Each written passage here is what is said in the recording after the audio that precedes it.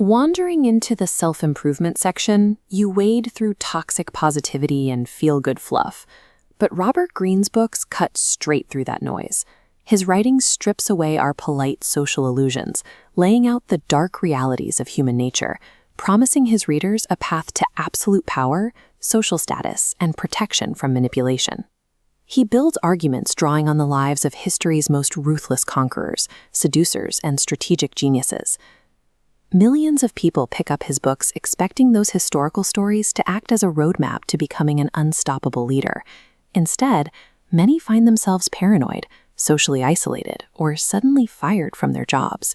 So we have to ask, do Greene's books actually provide a functional roadmap for modern leadership, or are they dangerously entertaining historical fiction? This decision tree maps the paths readers take with Greene's work: to defend, to lead, and to dominate. Most read to defend against toxic politics, or lead by understanding motivation. But those choosing to dominate often take his laws as literal, uncalibrated instructions. When you try to forcefully dominate your coworkers based on 16th century court politics, you invite catastrophic backfires. You ruin your reputation. There is a massive gap between building your situational awareness and attempting to execute an aggressive, manipulative strategy based purely on historical anecdotes. To safely use this material, we must separate Greene's brilliant power intelligence from his practical limitations. We have to reveal the hidden costs of blind application. Greene's methodology relies heavily on psychoanalytic storytelling. You absorb his theories by reading deeply into historical case studies, rather than analyzing modern behavioral data. For example, he examines the restrained, rational leadership of Pericles in ancient Athens to explain the concept of mastering your emotions.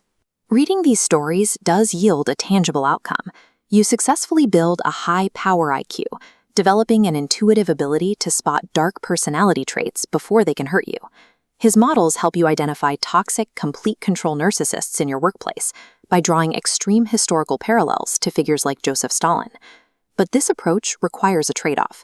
You are sacrificing empirical, scientific accuracy in favor of anecdotal history. Because he relies entirely on the past, you are left without a step-by-step modern methodology to actually apply these insights in your daily friction. Treating Greene's historical pattern recognition as a practical instruction manual leaves you theoretically aware, but practically paralyzed when it comes to execution. We can see exactly how this paralysis plays out by looking at this comparison table. It tracks what happens when specific laws are applied literally in a modern corporate setting without social calibration. Take Law 1, never outshine the master. The literal input here is to ensure your boss always appears superior to you. If you execute that blindly today, the outcome is that you suppress your own talents and actively hide your competence from leadership. The trade-off is severe. You guarantee your own career stagnation and mediocrity. A calibrated approach would be to excel at your job, but explicitly frame your excellence as a direct benefit to your boss. Then look at Law 3, conceal your intentions. The uncalibrated input is constant deception to keep people off balance. You might achieve the outcome of developing an aura of mystery, but the trade-off is earning a reputation for fakeness and destroying trust with good allies. Blindly translating cutthroat historical court politics into modern cooperative environments transforms a strategy for survival into a recipe for social isolation. There is also a psychological toll that comes from deeply studying Greene's intense focus on human selfishness, grandiosity, and repressed desires. He teaches the law of grandiosity through extreme, cautionary corporate tales, like Michael Eisner's tenure at Disney. Focusing on cases like Eisner and Jeffrey Katzenberg creates an outcome where you are forced to wake up from your naive illusions about corporate loyalty. He pairs this with the law of repression, using Richard Nixon's split personality to breed vigilance about the dark sides people hide. But consuming a steady diet of these extreme examples carries a heavy trade-off. You risk overcorrecting into deep, uncalibrated cynicism. Adopting a purely Machiavellian view where everyone is a potential enemy deteriorates your mental health and destroys your personal relationships. This quadrant chart shows us the alternative. It maps cooperation against competition and naivete against cynicism. The optimal zone isn't total Machiavellianism. It's becoming an enlightened cooperator.